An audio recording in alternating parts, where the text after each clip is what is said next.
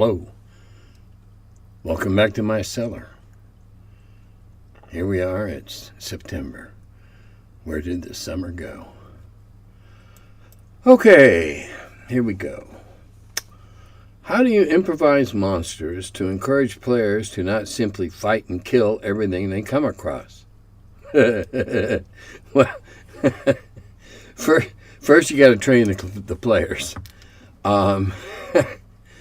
Murder Hobo is the preferred playing style in many occasions in early groups because, hey, that's what OD&D was all about. You went out, killed things, took their shit.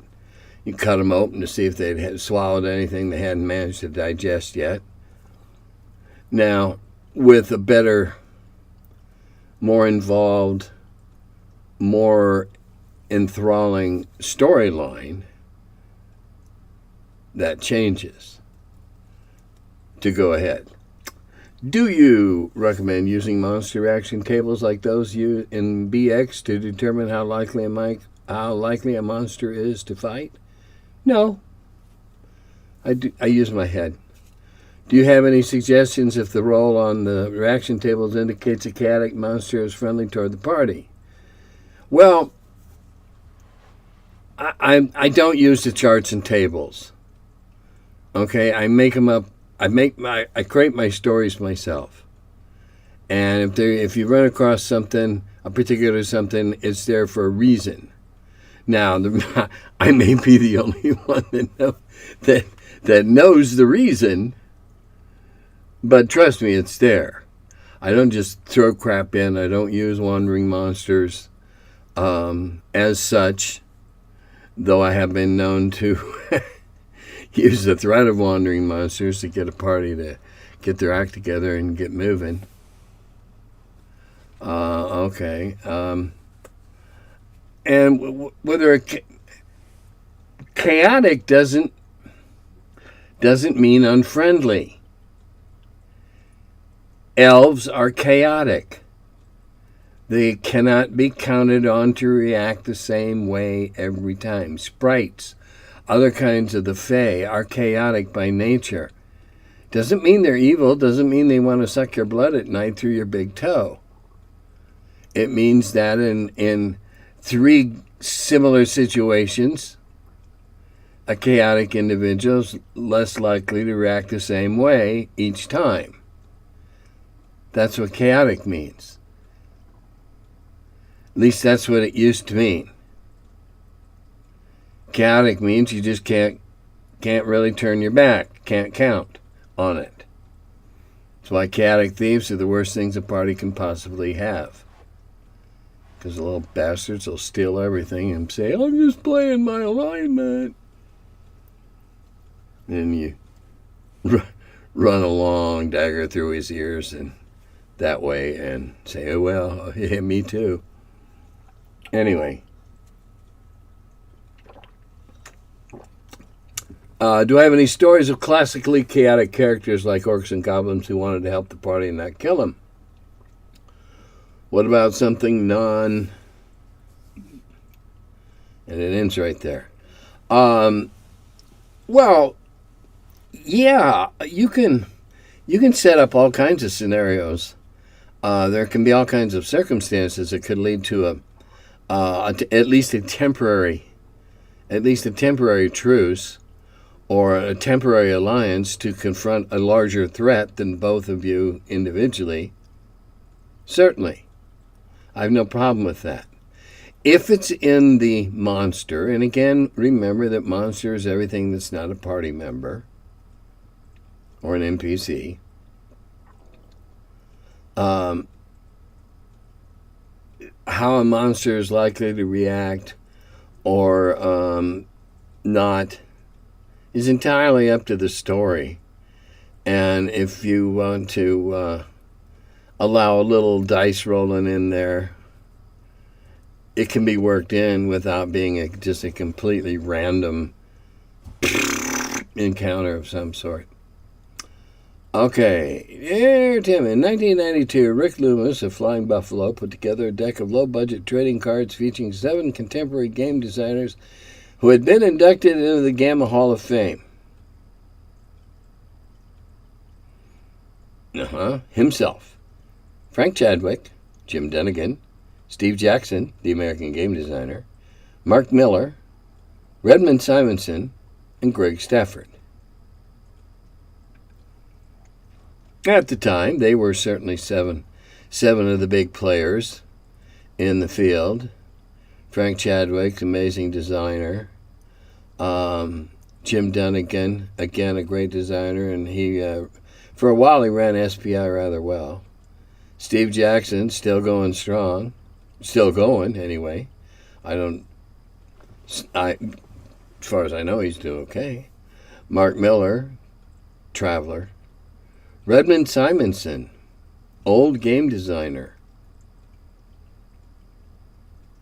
That one surprised me a little bit.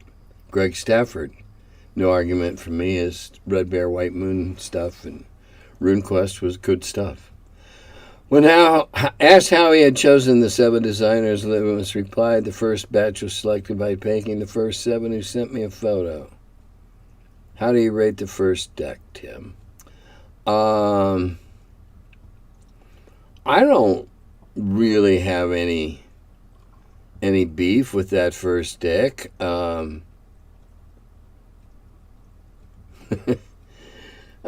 Rick's always been a very interesting individual, and I don't see a problem with that first deck. It's okay. I mean, I'm not qualified to say somebody is more or less. I am surprised. Well, if I were redoing the deck today, if I was to come up with a new list, I'd certainly put John Hill in there. Squad leader, great board game. Johnny Reb, great miniatures rules. And he did a lot of other things also. I'm not going to say who I'd take off, but I'd certainly add on several others. You notice that this is the Gamma Hall of Fame, and this is 92, and none of the people who had been inducted into Gamma had anything to do with TSR or pure fantasy role-playing. Greg Stafford did boards as well as role-playing. Mark Miller was sci-fi, but there's a distinct lack of fantasy there. Again, we point out the Gamma, the early Gamma anti-fantasy bias that was so prevalent. I don't know how much I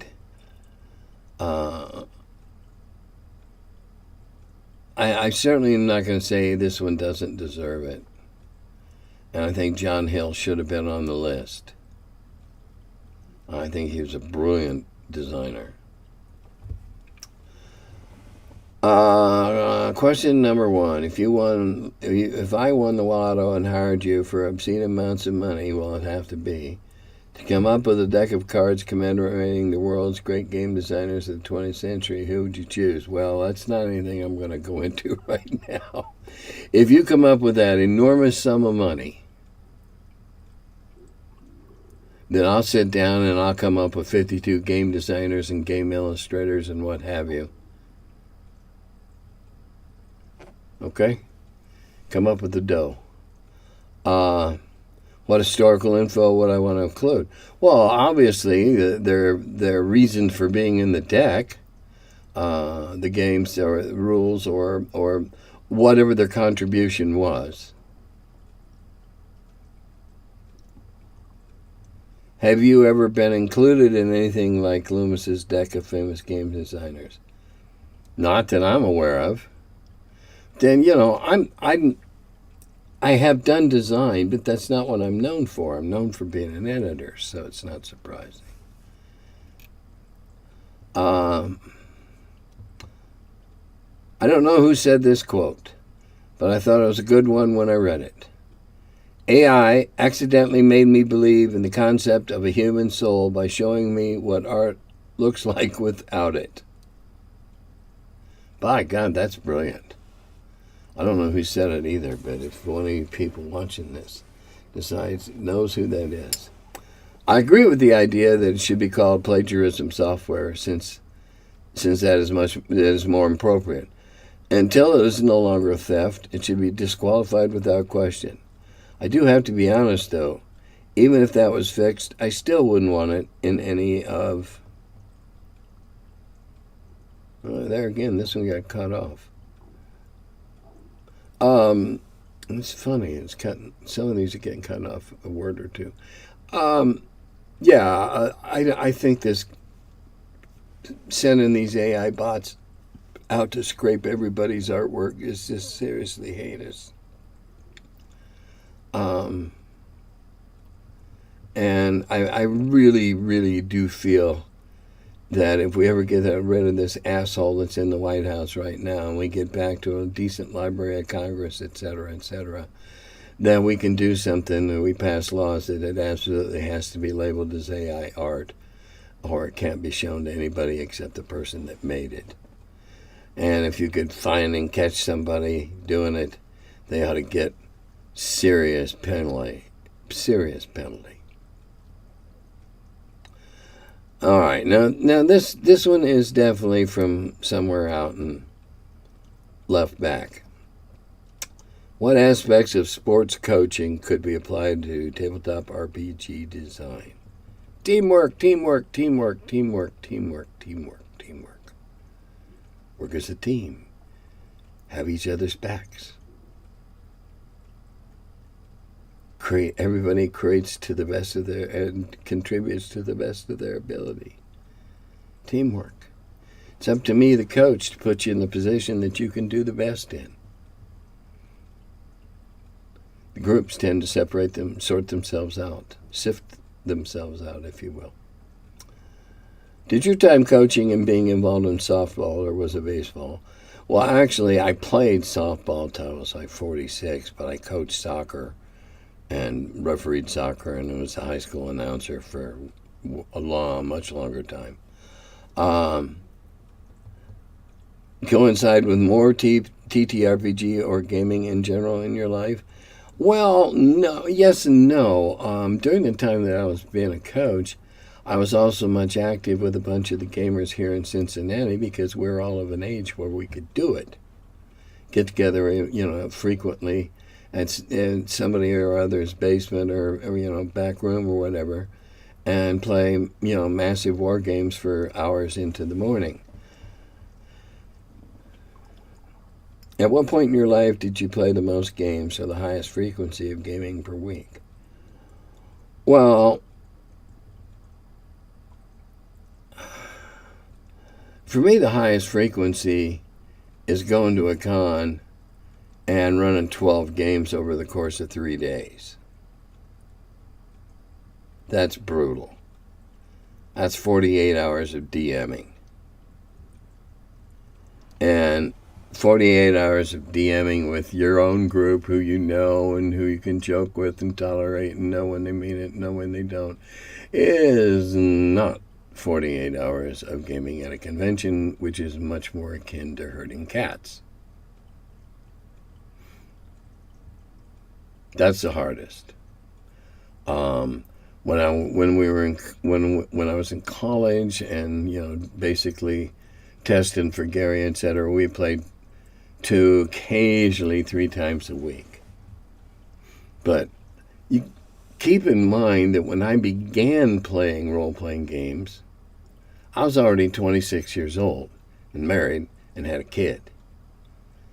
So I came to it from a whole different aspect of social life to gaming. So my example is unique to me. Not better, not worse, just unique to me. At one point in your life did you play... Okay, got that one. For me, it was teens, but you had a game-related career, so just wondering if you had higher frequency while in gaming or out of it. Well, there were spells at TSR when we were either playtesting or playing Fight in the Skies or something like that, 3-4 nights a week. So there were periods of time, but half that time was actually work because we were playtesting. Now we were having fun doing the playtesting. Obviously, we're trying to break the system. So of course we're having fun. What was the most satisfying period of gaming for you? Shortly after I moved here, from say 81 to probably 90, because I was playing with the Partha people, the Rel Partha people. And there was a bunch of really, really good gamers associated with Rel Partha, with both the ownership, the workers, the friends, friends, etc. So really good, really fun group to play with. And we had some memorable games down here over in that part of the basement, back before we redid the basement. Did you enjoy wargame tournaments as much as private games? Well, if you mean going to Gen Con and entering a miniatures tournament and then trouncing the other side and winning, hell yes, I enjoyed it. That's what I was there for. I was there. I was just like, I looked at joining war game tournaments, whether it was board games or miniatures. There was no point in entering if you weren't there to win. And winning resoundingly is so much more fun than eking out. Though sometimes eking one out has a great deal to be said for it. Crushing your enemies. Grinding them into the treads of your tanks. That's pretty satisfying. Tournaments, yeah, I enjoyed them. They'll probably not as much as a few of the memorable games that Tramp and I played on the sand table back in the day. Okay, hello, I have a couple of questions on some general role-playing concepts that I've encountered in many of the games I've played in. First is the idea of emergent gameplay. I had to read this through before I figured out what that meant too.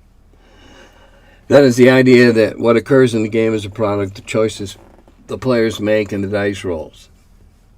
In your games, in the overall design of D&D back in the day, how often was the concept considered?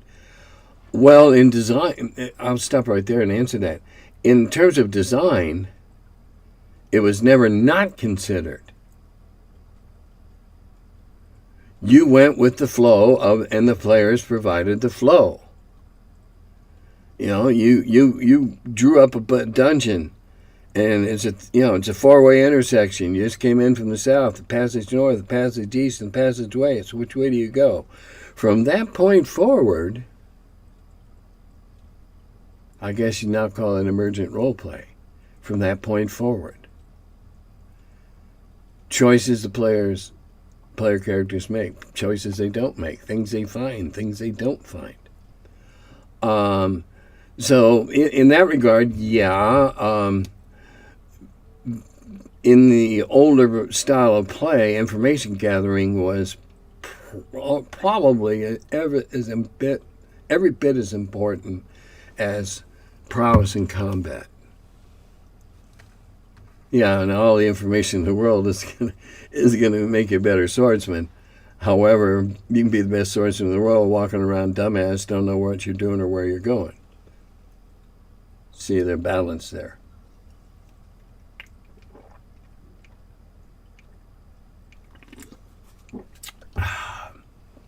Pardon me, I need the caffeine.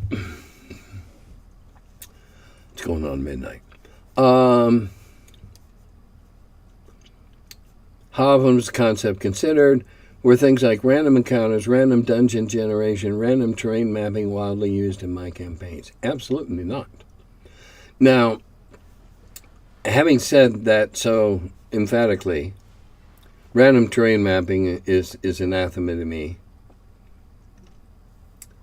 Dungeon generation should, in my opinion, those tables should only be consulted in the most bizarre circumstances that have arisen, where all of a sudden weird confluence of events and you got to have a quick dungeon.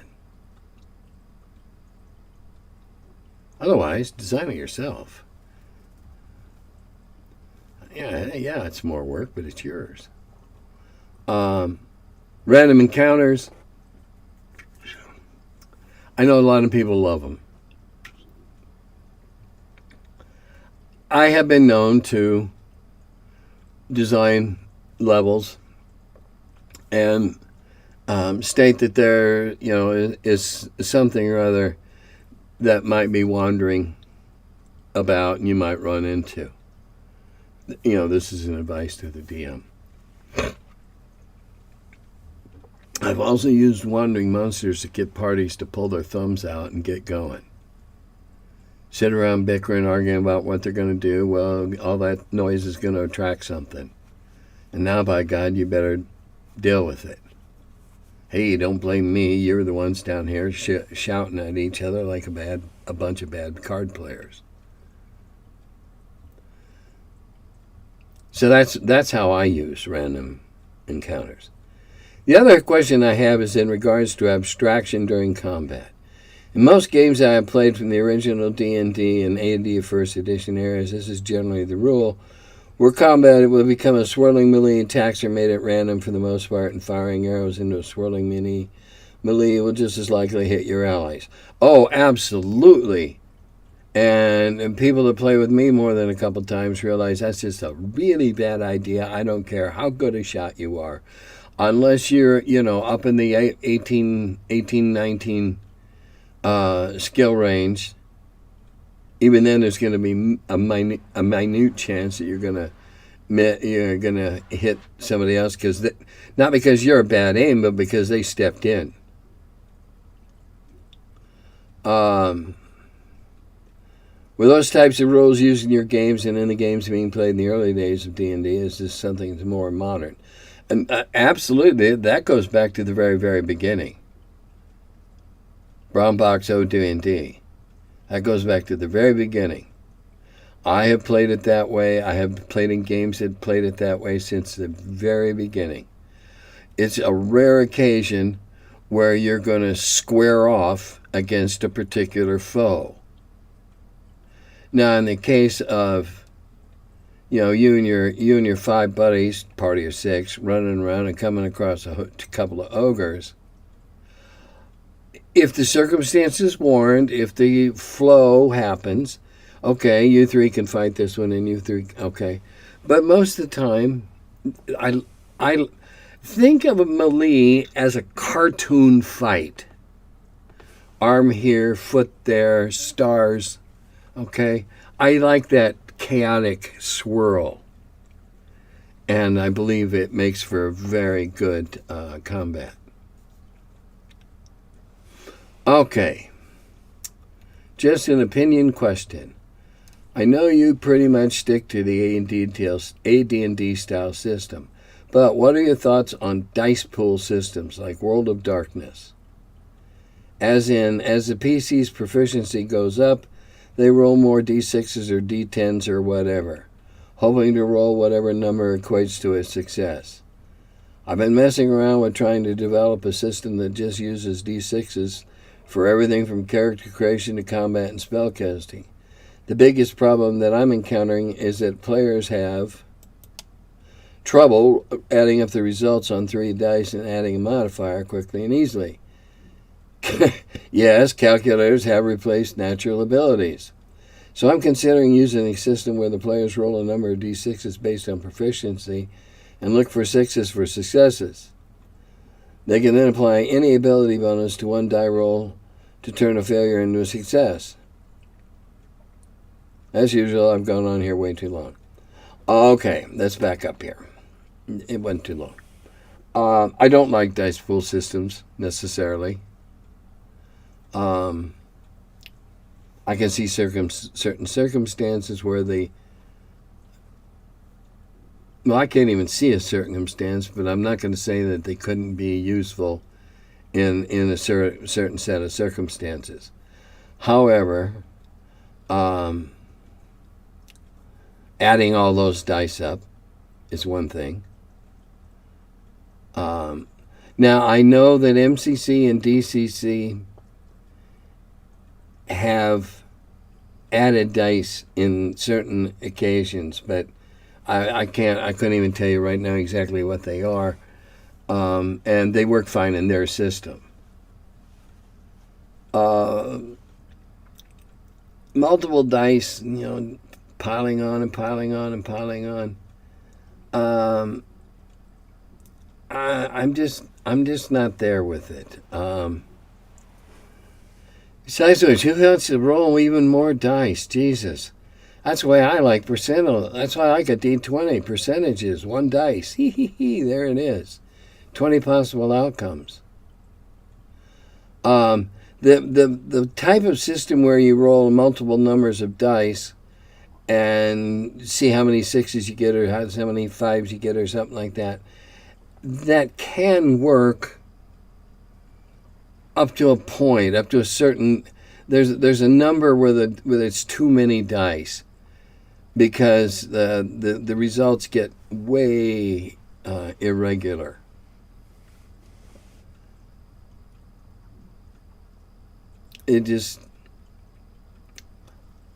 I don't see a system that I like better, or a methodology that I like better than what D&D uses now. Just don't. So, oh well. Having missed the limited edition Lost Adventures, is there a thought to republish those for those of us late to the party? And there was a reply saying, yes, soft covers will be coming soon. And yes, that person was reliably informed, and soft covers will be coming soon. On the subject of AI, it continues to amaze me how the human race can look at something, figure out it's probably dangerous or otherwise not a good idea, and then just merrily keep pursuing and developing that potential danger. Once we've created a human-level AI and designed robots that can design, build, and repair other robots, what exactly are humans going to do? Well, it's not a good idea. Looking at the bad idea, at the bad side of a new invention is not one of the human species' great behavior traits.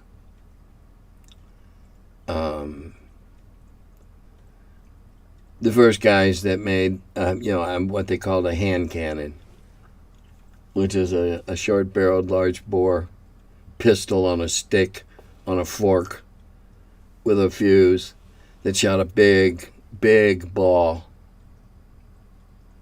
a short distance with a lot of punch.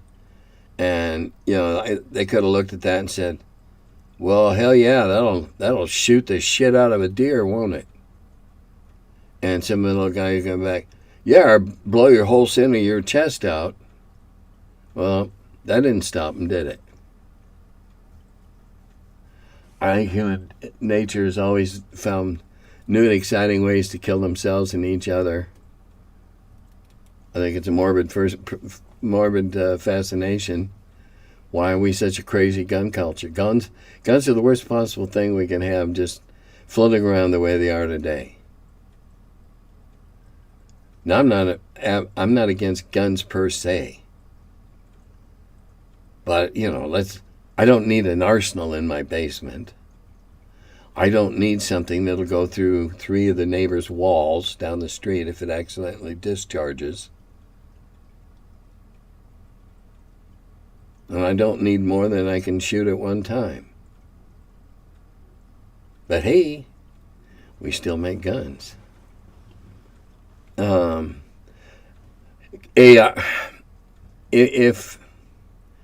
If any of the dystopian science fiction that I've read over my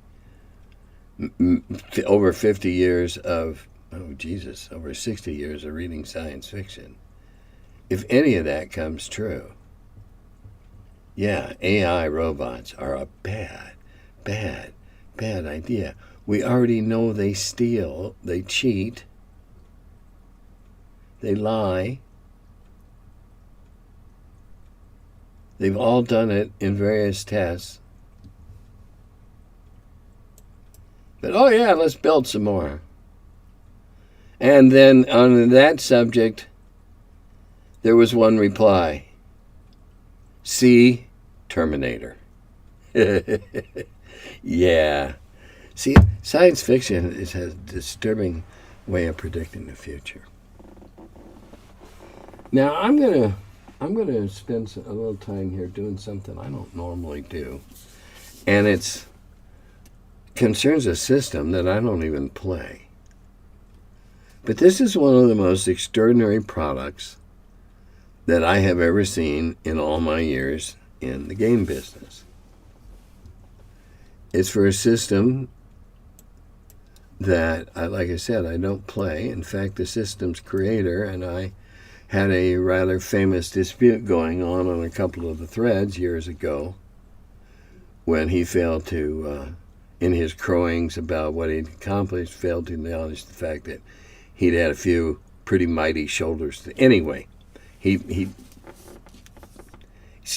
Anyway, I pretty much didn't pay any attention to it from that point forward. Now, I've mentioned before that there's a bunch of great guys and girls that I play with in Okinawa, and this is from several involved. This involves several of them. All right, it is for the Lamentations of the Flame Princess. Now, I admit I'm not conversant with that system, and the name of this book is called Nebulith. And as best as I can tell, it is a hardbound, complete world adventure. It is an homage to the island of Okinawa and the Okinawans' culture and the Okinawan legends and myths, which is where I'll be coming to realize that everybody that looks the same doesn't necessarily have the same stories and myths behind them. And it's obviously a labor of love. Now, it defies just about every precept of good publishing.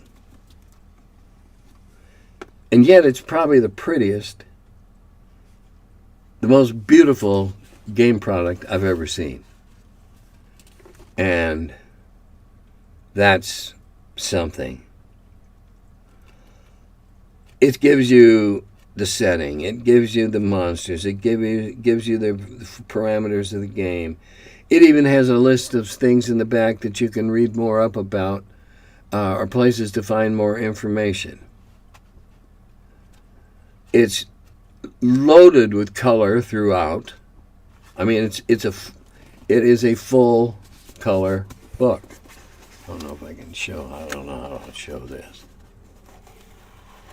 But it's just loaded with color. Just loaded. And all explanations to familiarize yourself with the culture and the setting.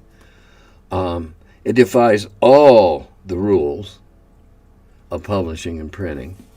The cover's gorgeous. No rules broken there. Inside is inundated, swarmed with itty bitty teeny weeny print. Right on the inside at the front, it's table and chart. Gorgeous, gorgeous color stuff. Here, I'm going to turn. It's easier to do it this way. See if you can see it. Gorgeous color stuff. Monsters.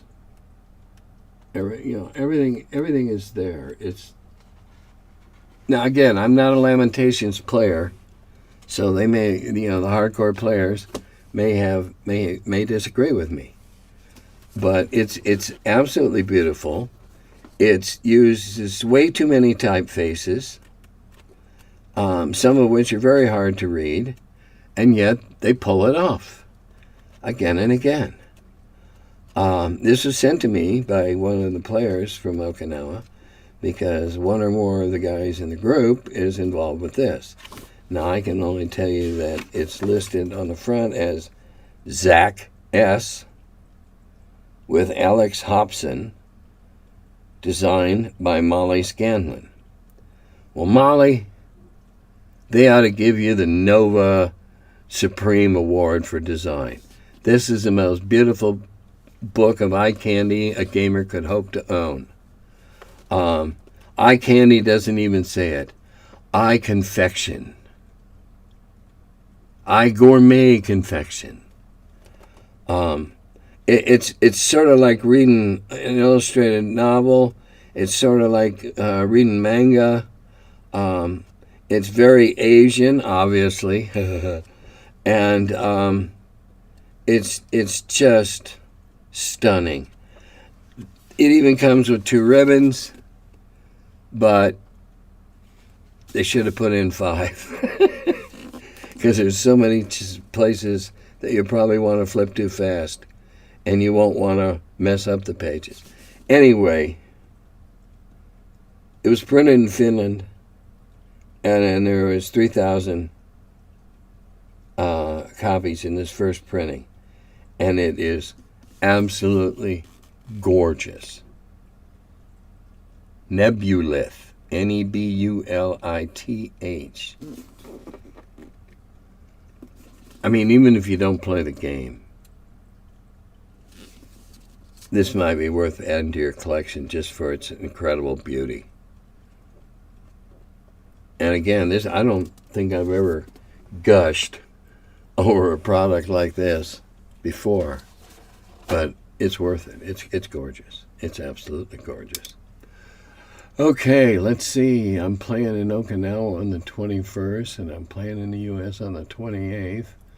And don't forget, when the members of the Patreon, as of October 5th, I will then go and blindly select a winner for the 2 half-scale Floki mugs, and I'll find a silver Sharpie, and I'll even sign them if you want, but I won't do it until the winner is determined. So let's see. Summer's winding down. Coming gaming season again. We go to conventions in the summer, but we do most of our gaming in the cold months. Ponder that. And on that ponderable note, I'll tell you, Dodada Gopi.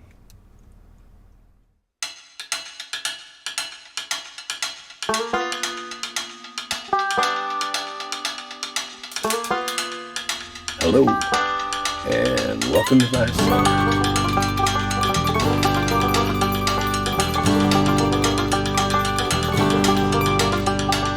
He's the curmudgeon who wrote about the dungeons. Now he's the feller, live from the cellar. Talks about D&D and old school RPGs. Still quite a feller, the curmudgeon in the cellar. Last man around when them rates went down. Calling Gary in that Lake Geneva town. Hey Gary, it's an awful mess. Let me edit, we'll have success. D&D and Dragon Magazine. He's the curmudgeon who wrote about the dungeons. Now he's the feller, live from the cellar. Talks about D&D and old school RPGs, but he's still quite the feller, the curmudgeon in the cellar. Magic missile, it's a mortar shell. Make it hit in the first level spell. Brought psionics to the game to attack that wizard's brain. ESR and fantasy, collection of micro armory. Titan with tramp under a tree, high as could be. He's the curmudgeon who wrote about the dungeons. Now he's the feller, live from the cellar. Talks about D&D and old school RPGs, but he's still quite the feller, the curmudgeon in the cellar. Still quite the feller, the curmudgeon in the cellar. Curmudgeon.